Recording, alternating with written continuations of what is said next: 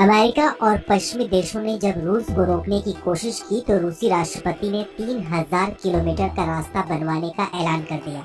बड़ी बात ये कि रूस का ये रास्ता रूस के व्यवसायिक केंद्र सेंट पीटर्सबर्ग को भारत की आर्थिक राजधानी मुंबई से जोड़ेगा। माना जा रहा है कि इस रास्ते के बन जाने के बाद भारत को भी बड़ा फायदा होने वाला है। पश्चिमी देश और अमेरिका रूस से तेल खरीदने वाले देशों को लगातार रोकने की कोशिश कर रहे हैं।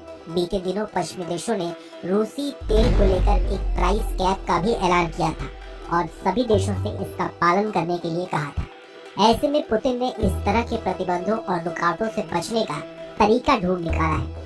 दरअसल रूस और ईरान ने 3000 किलोमीटर के इस व्यापारिक रास्ते का खाका तैयार कर लिया है, जिसकी लागत 25 अरब डॉलर होने वाली है।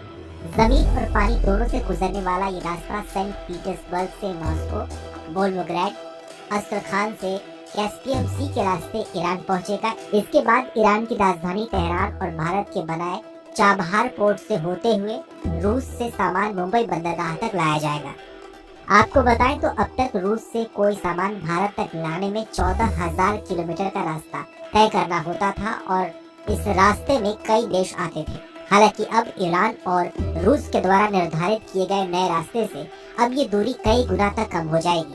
इतना ही नहीं, अब रूस और ईरान जैसे देशों को अपने सामान का आयात और निर्यात करने के लिए दूसरे देशों की परमिशन भी नहीं लेनी होगी।